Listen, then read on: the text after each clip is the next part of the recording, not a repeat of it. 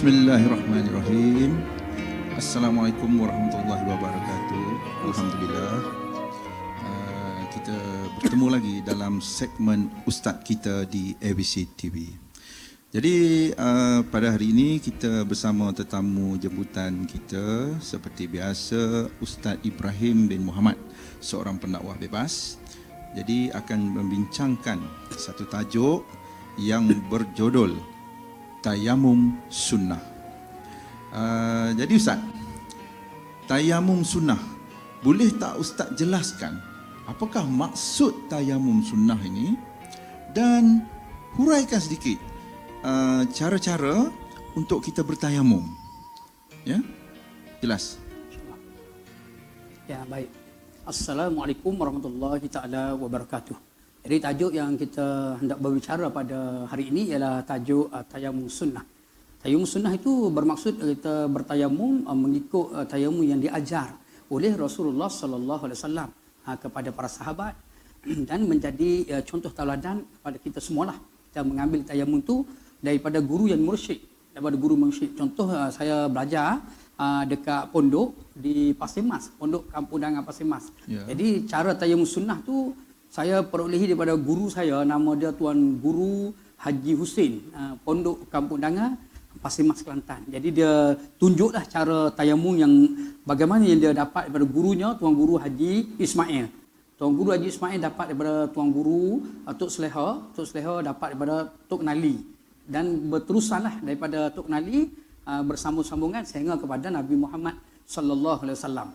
Jadi tayamum tu yang kita peroleh itu dengan guru, melalui guru yang mursyid. Bukan kita agak, bukan kita buat sendiri, tapi kita nak yang diajar oleh Rasulullah sallallahu alaihi wasallam.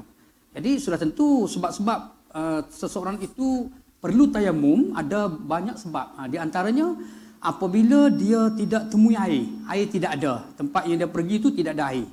Jadi dia kena tayamum. Air tidak ada, tidak temui air. Kerana berlaku kita kata musim kemarau yang panjang, ataupun tempat tinggalnya pai air itu rosak dan sebagainya, nak pergi tempat ambil air itu jauh, tidak ada air, sukar. Ataupun air ada tetapi anggota tubuh badannya tidak boleh kena air. Dia ada sakit, ada penyakit kulit, tak boleh kena air. Ataupun air itu terlalu sejuk. Air terlalu sejuk tak boleh guna, kulitnya tak boleh kena air. Atau air itu terlalu panas dan sebagainya lah. Jadi bila tak boleh guna air, maka ketika tu seseorang Muslim yang hendak lakukan solat, ia dibenarkan bertayamum. Dibenarkan bertayamum, dan berlaku di zaman Nabi cara bertayamum. Tayamum itu Nabi tunjuk kepada para sahabat. Seterusnya sahabat ajar pada tabi'in, tabi'in ajar pada tabi'in, ajar pada alim ulama, ajar pada tuan guru, sehinggalah kepada kita. Jadi cara tayamum yang akan saya tunjukkan nanti, tayamum ni saya perolehi daripada tuan guru dekat pondok. Saya belajar di pondok Kampung Dangar Pasir Mas Kelantan. Saya tengok tu guru tu tunjuk cara tayamum yang bagaimana. Jadi kesempatan ini saya rasa cantiklah kalau Ustaz dapat tunjukkan sedikit kepada penonton-penonton BCTV kita. InsyaAllah kita cuba tunjukkan cara tayamum yang diajar oleh Rasulullah SAW. Kita kenali dia sebagai tayamum sunnah. Jadi oleh kerana dapat guna air dan beberapa perkara tadi, kita pun nak tayamum. Jadi tayamum tu dua sahaja, kita akan tayamum di muka, sapuh di muka dan di dua tangan kita. Iaitu yang pertama, kita letak debu tanah yang bersih, yang suci di sebelah ni dua tempat untuk kita letak dua tangan kita di sini. Lepas tu dah lagi debu tanah yang bersih letak dekat sini. Kita letak dua tempat. Yang telah kita guna, kita tak boleh guna lagi dah. Itu dah telah mustakmal, telah diguna. Jadi kita mula tepukkan tangan kita di atas debu tanah. Kita tepuk macam tu, kita baca Bismillahirrahmanirrahim. Bila kita angkat kita nipiskan debu tanah tu, kita nipiskan. Bila kita nak angkat naik lagi, kita niat. Kita boleh niat sebelum sampai dekat muka. Kita angkat saja debu tanah tu, dia telah boleh niat. Okey. Kalau debu tanah tu dekat bawah tak boleh. Bila dah kena daripada anggota tapak tangan, kita angkat saja, kita boleh niat. Sajakut tayamum mengharuskan fardu solat kerana Allah Ta'ala. Okey, begitu niatnya. Niat dia sajakut tayamum mengharuskan fardu solat kerana Allah Ta'ala. Tayamum tangkat naik sampai dekat muka kita, guna sebelah atas. Guna sebelah atas, lepas tu kita datang ke tepi, kita masuk tengah. Tu selesai untuk muka. Lepas tu kita pergi untuk tangan. Untuk kedua belah tangan, kita akan tayamum. Kedua belah tangan kita. Kita ambil debu tanah yang bersih, angkat, kita nipiskan, kemudian kita letak tangan kanan, tangan kiri kita bawa. Jadi sebelum kita nak tayamum tu kita pastikan kedua ibu jari ni kena debu tanah. Debu tanah ada semua tapak tangan. Semua tapak tangan kita ada debu tanah, termasuk ibu jari. Ibu jari ni kita nak guna ibu jari untuk sebelah atas. Nak guna ibu jari. Ibu jari ni ada debu tanah. Kita tepuk naik, kita nipiskan. Kita pun letak tangan kanan, kita bawa tangan macam ni, kita bawa debu tanah di bawah ni. Lepas tu di sebelah atas ni kita guna ibu jari. Guna ibu jari macam ni. Ibu jari sampai di sini kita berhenti. Lepas tu kita bawa kembali tangan kanan ke tangan kiri. Mai di sini. Lepas tu kita bawa ibu jari ke atas. Sebelah atas ni menggunakan ibu jari. Sampai di sini kita temukan, kita buat macam ni, dia selesai. Itu selesai, dapat satu tayamum, dapat digunakan untuk satu solat. Satu tayamum, satu solat. Jadi nak solat yang baru kena buat tayamum yang lain. Satu tayamum, satu solat. Jadi saya tunjukkan sekali lagi cara tayamum sunnah. Iaitu kita tepuk di atas debu tayamum, kita angkat, kita niat. Sajagut tayamum mengharuskan fardu solat. Kita niat. Kita baca bismillahirrahmanirrahim, kita angkat, kita niat. Sajagut tayamum mengharuskan fardu solat. Letak dekat sebelah atas, kita turun ke tepi, kita masuk tengah. Habis untuk muka. Lepas tu kita buat untuk tangan pula. Tepuk di sini. Tanah debu tanah yang baru. Debu tanah yang baru. Yang baru, kita angkat, kita nipiskan. Letak macam ni. Kita letak tapak tangan kiri kepada lengan tangan kanan. Kita angkat gitu, kita letak ibu jari. Ibu jari datang sini, sampai sini kita berhenti. Kita ambil yang ni pula letak di sini. Kita guna ibu jari. Sebelah sini guna ibu jari. Wah, habis. Lepas tu kita baca doa sebagaimana doa wuduk lah. Doa wuduk. Selepas pada tayamum kita berdoa. Iaitu bismillahirrahmanirrahim. Asyhadu an la ilaha illallah wa asyhadu anna Muhammadan abduhu wa rasuluh. Allahumma ja'alni minat tawabin wa ja'alni minal mutatahhirin wa ja'alni min ibadikas solihin. Itu doa selepas wuduk dan juga doa selepas tayamum. Sama saja. Okey, baik Ustaz. Satu penjelasan yang cukup menarik dengan praktikal sekali. Ini boleh, saya rasa boleh dipraktis InsyaAllah. Boleh dipraktis Ustaz. Tapi kalau nak praktis ni bila tak ada air lah. Bila kita tak ada air tu kita boleh lah gunakan. Kalau ada air rasanya tak sesuai kan untuk kita bertayamum. Okey, soalan yang kedua Ustaz. Kalau kita tanpa air dan kita tidak boleh guna air lah tanpa air, tidak boleh guna air. Jadi soalan saya, macam mana kita nak bertayamum juga? Tayamum juga. Kita nak bertayamum juga. Maksud dia apa yang harus kita bertayamum? Air tak ada kan? Dan tak boleh guna air. Jadi untuk tayamum ni dia luas sebenarnya, perbincangan dia luas. Selain daripada kerana tidak ada air ataupun kita tak boleh guna air, kita juga tayamum dalam bab yang lain, iaitu dalam bab dia panggil ada manik. Manik tu maksudnya ada halangan pada anggota wuduk. Ada halangan. Contoh tangan tu berbalut. Tangan dia ada balutan. Mungkin tangan dia ada berbalut simen lah. Patah tangan berbalut. Ataupun kaki dia berbalut. Dia pun ambil air sembahyang. Ambil air sembahyang dia seperti biasa ambil air sembahyang apa semua. Jadi tangan ni tak sampai air. Air tak sampai sebab berbalut. Di situ dia kena tayamum. Tayamum tu dia akan ganti tempat yang tak sampai air. Jadi selepas dia ambil air sembahyang, dia kena tayamum. Dia tayamum lah sapu macam yang kita tunjuk tadi, sapu dekat muka, dekat tangan dan tangan kanan, tangan kiri, dia dapat untuk tayamum itu dia akan mengganti tempat yang tak sampai air. Tempat yang tak sampai air itu telah digantikan dengan tayamum. Baru sempurna. Ada juga pendapat mengatakan bahawa kita boleh sapu air. Itu saya tak pastilah. Itu ada pendapat. Kita ambil air sembahyang, sapu muka. Tangan kanan ni berbalut, sapu air atas ni. Tangan kiri, sapu air.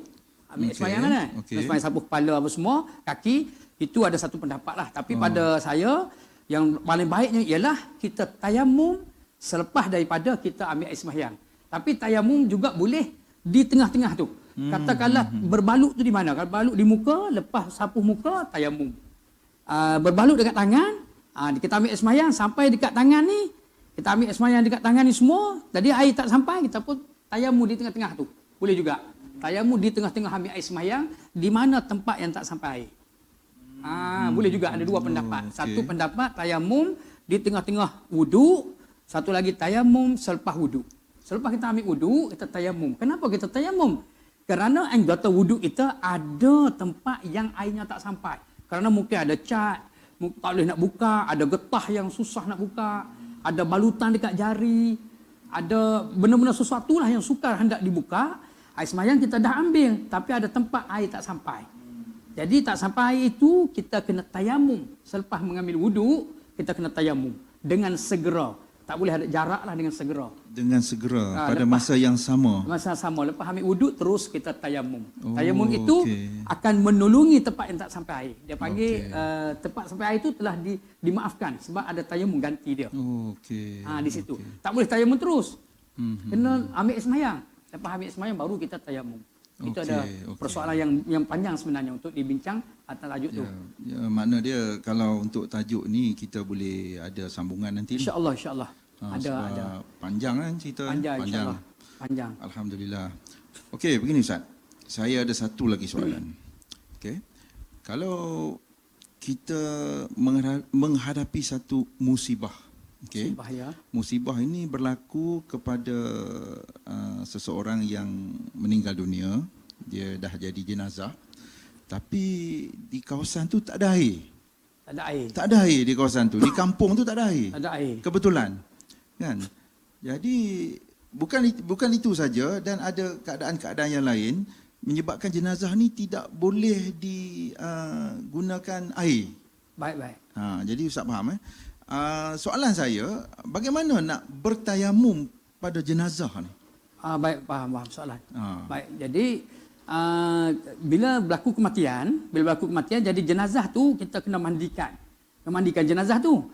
Tapi katalah tidak ada air tidak ada, jadi tidak ada air. Jenazah tu kita kena tayamumkanlah. Tayamum jenazah tu. Ataupun jenazah tu yang repuk. Jenazah tu reput. Nak mandi tu sukar. Misalnya nak mandi sukar. Ataupun kena penyakit macam COVID yang sekarang ini.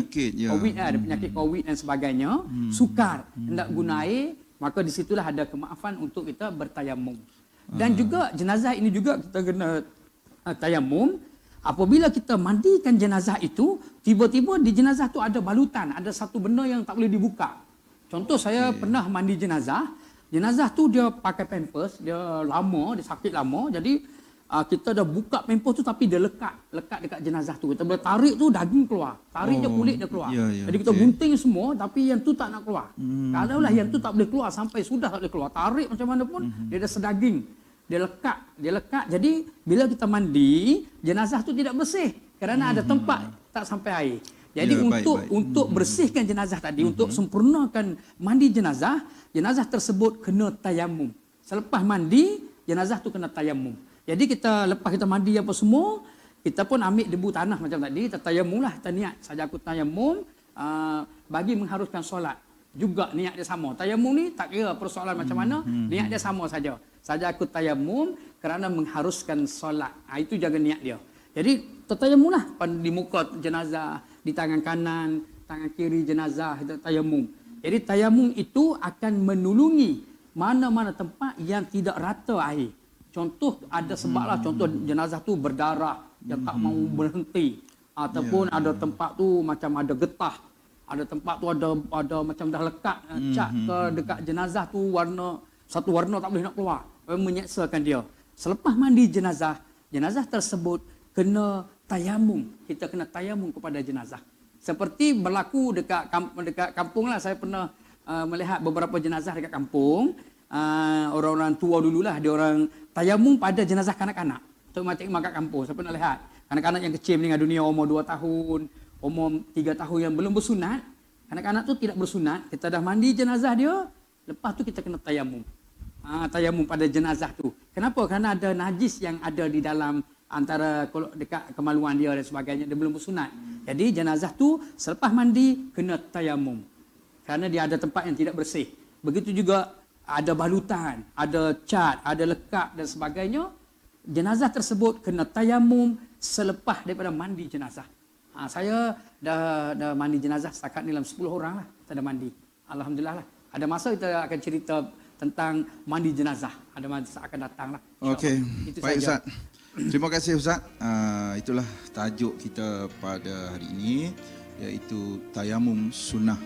Jadi saya mewakili ABC TV dalam segmen Ustaz kita mengucapkan terima kasih banyak-banyak kepada Ustaz Ibrahim, seorang pendakwah bebas, kerana sudi datang untuk episod kita yang kedua ini. Okey Ustaz, terima kasih Ustaz. Kita akan berjumpa lagi Ustaz dalam episod-episod yang akan datang. Okey. InsyaAllah. Sekian, terima kasih.